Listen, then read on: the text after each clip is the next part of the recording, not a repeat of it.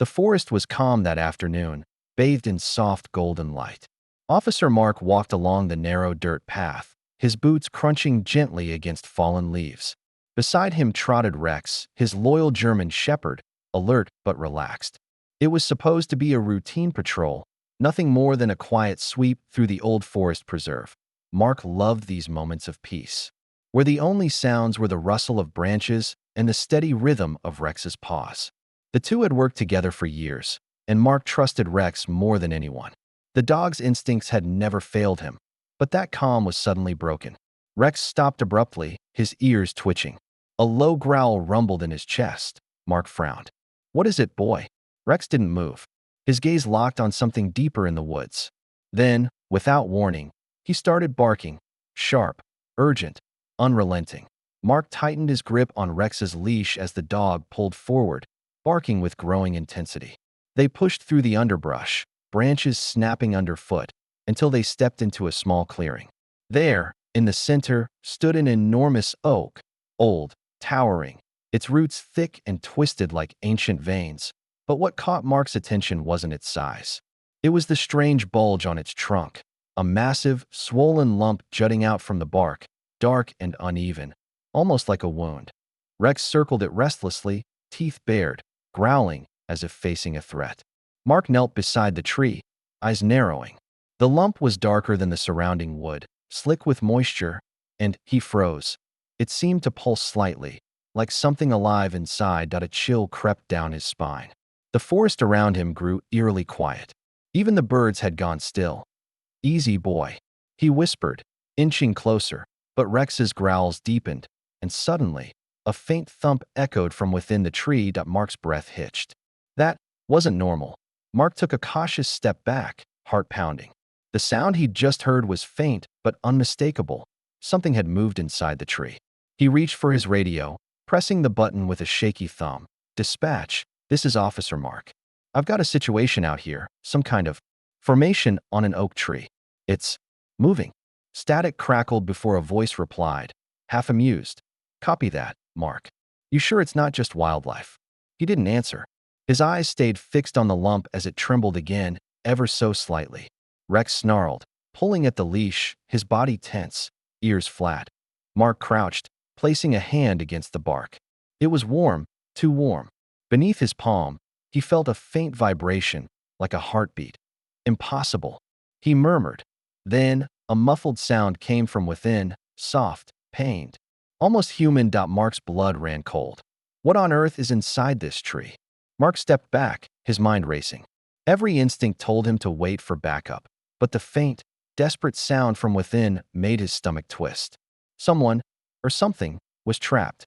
He couldn't just stand there. He unclipped his hunting knife, the metal glinting in the fading light. Rex barked sharply, pacing in tight circles, as if urging him on. "All right, easy, boy," Mark whispered, steadying his breath. "We're going to find out what's in there." With one final glance around the empty clearing, he pressed the blade to the bark and made the first cut. Thick, dark sap oozed out, coating the knife, dripping onto his boots. The smell hit him, strange, metallic, not like any tree he'd ever known. He swallowed hard and cut deeper. The tree shuddered. The bark split wider with each careful slice, groaning like the tree itself was in pain. Mark's breath came shallow, his heart pounding in his chest. Then, beneath a layer of rotted wood, something pale flickered in the dim light. He froze. That wasn't sap. It was smooth, soft. Mark hesitated, then pushed the bark aside, and his world stopped. A tiny hand. Fragile, trembling, human. His knife clattered to the ground as he stumbled back. "Dear God," Rex whined, creeping closer, sniffing at the opening. The hand twitched weakly, and Mark's training kicked in. He pressed his radio. "Dispatch, this is Officer Mark. I've found a child." Repeat, "A child, alive." The forest fell utterly silent, as if listening. Mark reached into the hollow carefully, voice trembling. "Hey there, you're okay. I've got you." A faint breath. A soft, broken cry.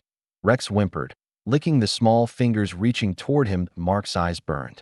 Whatever had happened here, someone had hidden this child, and Rex had just uncovered a miracle. Within minutes, the distant wail of sirens echoed through the forest.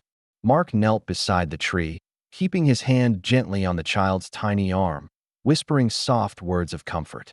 "Hang in there, sweetheart. Help's coming." Rex sat close, eyes locked on the hollow, tail still, body tense. He seemed to sense how fragile the moment was. When the rescue team arrived, they froze in disbelief. "A child. Inside the tree?" One paramedic murmured. "Careful," Mark warned. "The bark's unstable." Working quickly, they widened the gap with surgical precision, peeling away the layers of wood until at last, the small figure was lifted free. The child was cold, weak, but, miraculously, breathing. "Get a blanket," a medic shouted.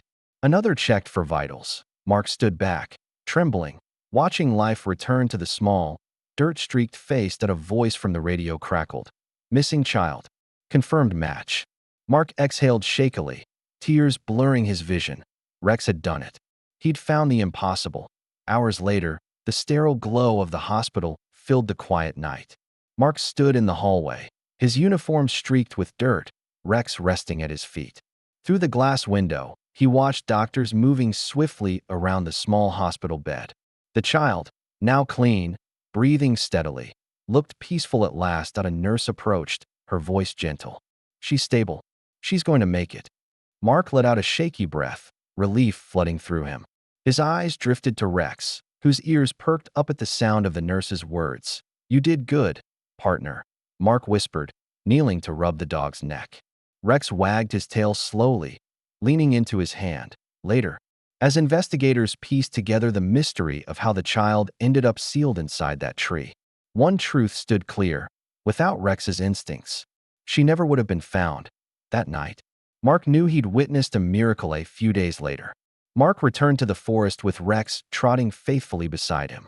The air was calm again, sunlight slipping through the branches, casting soft rays on the old oak. The tree now stood split open, its secret revealed, a hollow wound surrounded by flowers and a small wooden cross.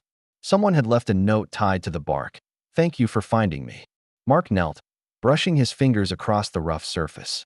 "You kept her safe," he murmured softly. Rex sat beside him, ears perked, eyes fixed on the tree. Mark smiled faintly. "Some heroes wear badges," he said, voice low. "Others just bark."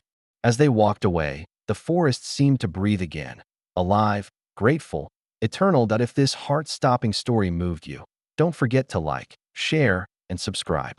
Tap the bell icon so you never miss more tales of courage, mystery, and hope. And remember, sometimes heroes don't need words or medals, just loyalty, love, and a bark that refuses to be ignored.